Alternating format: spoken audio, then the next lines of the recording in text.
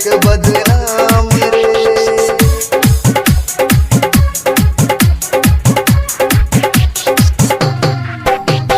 DJ Umesh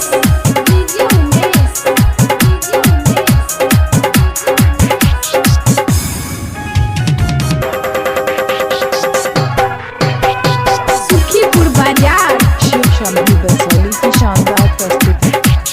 कोना का पगली पागल बना गेल, भर गेल दिल में ओ याद रे।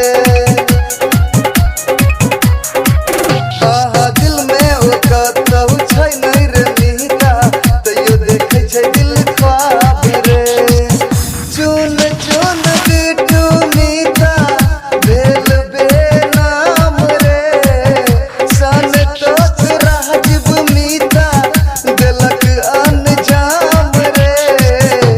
रे उल्टा द कबे वफा नाम केलक बदनाम रे। रे मीता द कबे वफा नाम शिव शंभू केलक बसोली की बदनाम। शानदार